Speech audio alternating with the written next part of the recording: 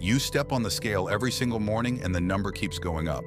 Not because you're eating too much, not because you're lazy, but because your body is actively working against your fat loss goals, and nobody ever told you how to fight back. Here's the truth that most fitness channels won't say out loud. Your weight gain is not a willpower problem. It's a biological, hormonal, and psychological war happening inside your body every single day. And today we're going to break down exactly why that number keeps climbing and what science actually says you need to do about it. Let's start with the first villain, adaptive thermogenesis. When you cut calories, your body doesn't just sit there and lose fat like a calculator. It's smarter than that. Within as little as 3 days of a calorie deficit, your brain signals your thyroid to slow down your metabolism. Your NEAT, that's non-exercise activity thermogenesis, which is basically all the movement you do without thinking, like fidgeting, walking around your house, gesturing when you talk. That NEAT drops by up to 30%, and your body essentially becomes a fuel-saving machine. Studies published in the American Journal of Clinical Nutrition show that metabolic adaptation can account for 200 to 500 fewer calories burned per day in someone who's been dieting for months. That's an entire meal just evaporating from your deficit without you doing anything wrong. So your calories look the same on paper, but your body has quietly rewritten the equation. Now combine that with the second villain, hormonal dysregulation. When your body fat drops, leptin, the hormone responsible for telling your brain, hey, we have enough energy stored, stop being hungry, crashes hard. And ghrelin, the hunger hormone, spikes. This isn't a feeling. This is a measurable, documented hormonal shift studied in long-term calorie restriction research. The Minnesota starvation experiment showed this back in the 1940s, and every modern obesity study has confirmed it. The leaner you try to get, the hungrier your body makes you, and the more efficient it becomes at storing every calorie you do eat. That's why people who've lost a significant amount of weight have to eat 300 to 400 fewer calories than someone of the same size who never dieted. Their bodies are permanently running a more efficient engine. This is not a myth, this is documented metabolic biology. But here's where psychology takes over and makes everything 10 times worse. Enter the third villain, the restrict binge guilt cycle. You wake up motivated, you eat clean all day, but by 9 p.m., your willpower, which by the way, functions exactly like a muscle and fatigues throughout the day, is completely depleted, and you find yourself eating everything in the kitchen. Then comes the guilt, the shame spiral, and the decision to start fresh on Monday, which just extends the cycle.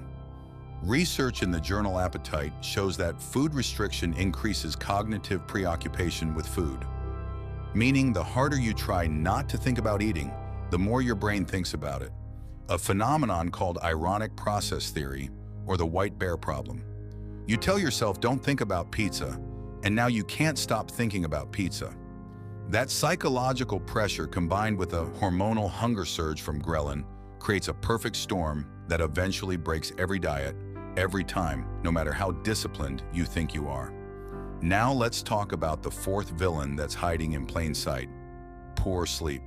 Most people tracking their food perfectly and training hard completely ignore this, but a single week of sleeping less than 6 hours a night increases ghrelin levels by up to 28%, decreases leptin by 18%, and specifically drives cravings for high-calorie, high-sugar, high-fat foods, not carrot sticks, not chicken breast. Your sleep-deprived brain wants dopamine hits, and food is the easiest one it can find. A study from the University of Chicago showed that sleep-restricted individuals ate on average 385 more calories per day than their well-rested counterparts. And the weight they gained was disproportionately fat rather than muscle, because sleep is also when growth hormone is primarily released, which is the hormone that drives fat oxidation and muscle repair. So if you're grinding in the gym 6 days a week, but sleeping 5 hours a night, you are chemically setting yourself up to gain weight and lose muscle at the same time. The fifth villain is the one that actually ends most people's fitness journeys before they even realize it: stress and cortisol. Chronic psychological stress from work, relationships, financial pressure, social media comparison, all of it, raises cortisol, and chronically elevated cortisol tells your body to hold on to fat, specifically visceral fat, around your midsection. Because from an evolutionary standpoint, your brain thinks you're surviving a famine or being chased by a predator, and it wants to keep every calorie it can. Cortisol also directly breaks down muscle tissue for energy through a process called gluconeogenesis. So you're simultaneously gaining fat and losing the muscle that would otherwise help you burn more calories at rest. And here's the psychological trap. Stress makes you seek comfort. Comfort comes from food.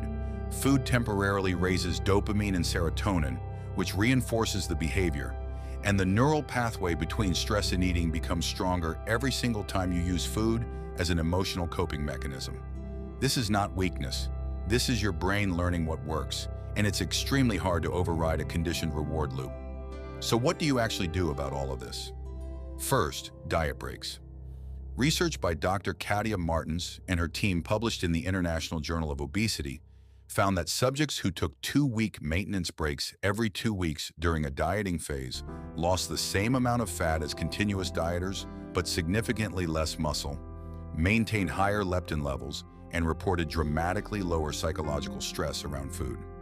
Second, prioritize protein above everything else, targeting 1.6 to 2.2 grams per kilogram of body weight, because protein has the highest thermic effect of any macronutrient, meaning your body burns up to 30% of its calories just digesting it.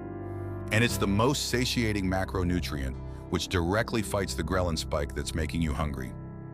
Third, focus on NEAT deliberately.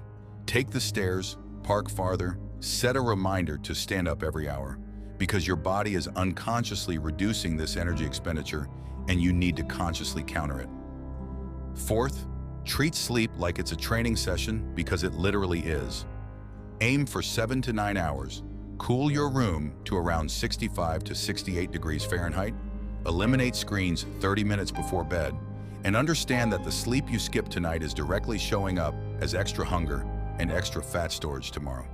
Fifth, break the guilt cycle by moving away from black and white diet thinking. Research in health psychology shows that flexible dietary restraint, allowing yourself foods you enjoy in controlled amounts, leads to lower BMI, less binge eating, and better long-term adherence than rigid restriction does. Your weight keeps going up not because you're failing, but because nobody explained to you that your body, your hormones, your brain chemistry, your sleep patterns, and your stress levels are all operating as one interconnected system. And if you only attack one part of that system while ignoring the rest, the system always wins. Now you understand the full picture, and now the war changes.